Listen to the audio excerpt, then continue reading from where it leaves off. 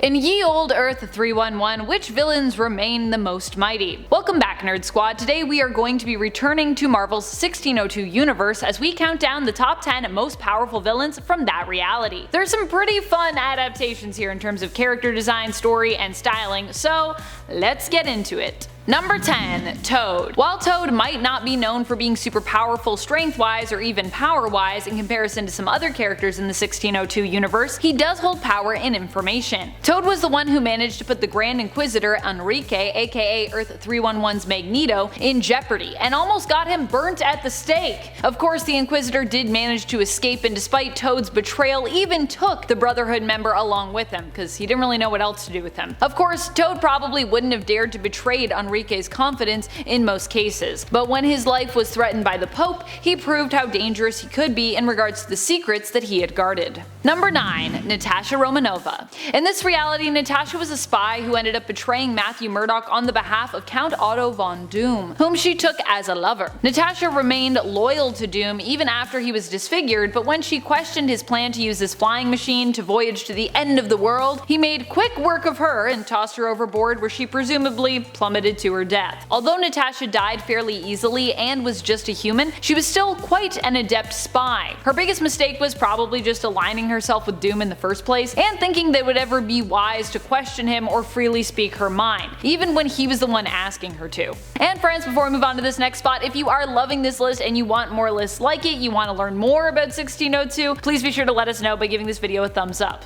I want to tell you more about 1602, so do that thing. Number 8. Lizard. The Lizard is the Earth 311 counterpart of the villain with the same name from Earth 616. He was once the philosopher Curtis Connors, who ended up contracting the bubonic plague. Connors attempted to cure himself with a concoction made in part out of dinosaur eggs. Kind of an interesting ingredient to be like, maybe this will fix it, but hey. Despite curing him, the cure he'd made also caused him to transform into a giant raptor. Oh yeah, did I also mention that there are dinosaurs in the reality of 1602? Because, yeah, there be dinosaurs here. Probably meant to exist as a version of the Savage Lands of Earth 616. Connor still had his mind after this transformation, but appearing as a monster, allied himself with another who had suffered a similar transformation, Baron Victor Octavius. Lizard was sent after the spider, and while attempting to capture him, killed the assassin Bullseye, who was attempting to kill the spider for his own master. Number 7. Medusa. Medusa in this reality is not a hero, but is known as a villain. She was a member of the Four who are frightful, as she kind of was in the main continuity as well for a time. Medusa, instead of being an inhuman, was simply a Gorgon who turned men to stone with her gaze. She was the paramour of Wizard, her fellow teammate. However, she accidentally turned him to stone when her veil was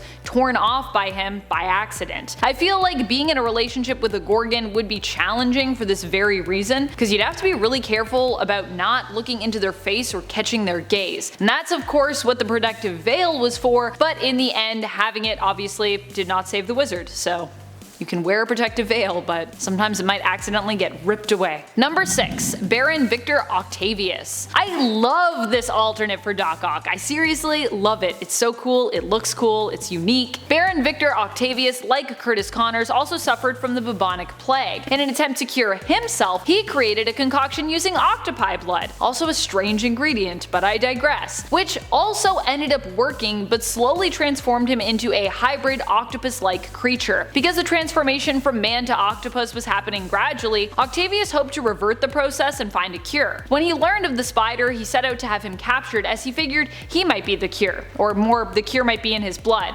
It's kind of Morbius? Mobius? Man, which one is the vampire one? No, Mobius is DC, and Marvel, because there's Agent Mobius. Morbius is the vampire one. It's kind of like a Morbius thing actually, because I think Morbius also believed for a time that the cure was in like Peter Parker's blood for his own disease. But he ended up going after the spider after he had already run mad experiments on captured humans and Witchbreed. Witchbreed are actually Earth 311's version of mutants, in case you didn't know. In the end, Victor would fully transform and believe that he had actually evolved into something more superior, embracing his new form. I think he went a little crazy. However, this was short-lived, as he ended up defeated by one of his scientists, Henri Lepim, who rebelled against him while in his giant form, squashing Octo Octavius with his ginormous foot.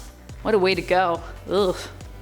Number 5. Master Osborne. While Norman Osborn in this reality more hunted for powers than possessed them, he still had his sharp wit and his conniving ways, which granted him more power than you might think in the 1602 reality of Earth 311. Osborne initially allied himself with King James in an attempt to try and discover First Nations people's source of power. Fortunately, he would not find it, but this would not stop him from trying time and time again. Even when it seemed as though Master Osborne had been defeated, he would find a way to rebuild his reputation or escape punishment, and come back usually even more determined to secure what he believed the First Nations folks of the Americas were hiding. He was the one who killed Virginia Dare and would go on to unsurprisingly become the nemesis of Spider-Man, aka the Spider as he was known in this reality. Number 4. Emperor Numenor. While Namor is generally given anti-hero or even hero status on Earth 616, also he's definitely played the role of villain as well in the reality of 616 before, so there's that. In the 1602 reality, Namor is Emperor Numenor, the ruler of the city of the gods, known as Bensalem, that exists beyond the edge of the world. He plotted to steal away both Sue Storm and Jonathan Storm of the Four from the Fantastic to serve as both his and his cousin Rita's consorts. However, his plan to do so failed, and he ended up being double-crossed by his co-conspirator,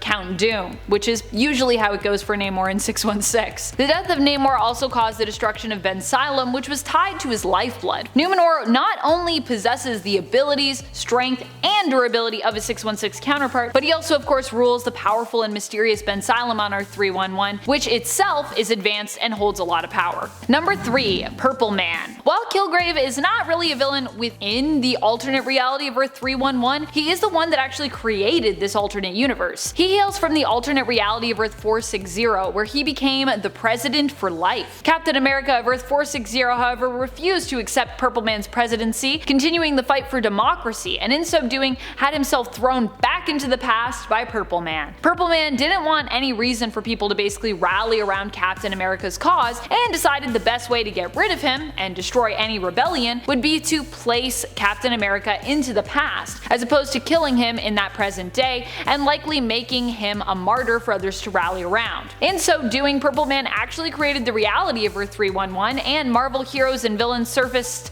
years before they were meant to, appearing in 1602 on Earth instead of later in the 1940s and beyond. Number 2. Count Otto von Doom. Doom is always powerful, no matter what reality we're talking about, though in the 1602 universe he is also powerfully good at messing things up. Case in point, he ends up hunting for a powerful artifact that he intends to steal from the Knights Templar. When he manages to kidnap the old man Donnell and the artifact, he ends up being bamboozled into believing the artifact is a golden sphere, when in reality this item is actually a bomb, not the artifact. Doom attempts to use the artifact, only to discover it is a bomb when it blows up right in front of him, leaving him disfigured. Seeking a cure, he ventures to a city at the end of the world, the home of Namor, or Emperor Numenor here, known as Bensalem, and in attempting to conquer this city, ends up destroying it instead.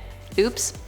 Number 1. Enchantress, aka the Faustian Queen, or the Fairy Queen. Enchantress used Kip Marlowe's play Dr. Faustus to make citizens believe in demons, and seek them out to make deals with them, i.e. her. When they did such, Enchantress would appear before them as whatever they expected to see or desired to see, and would make bargains with said people. After making a deal with her, however, the unsuspecting victim would also be left with a little piece of her inside them, which would cause them to transform into a demon-like creature known as a Faustian.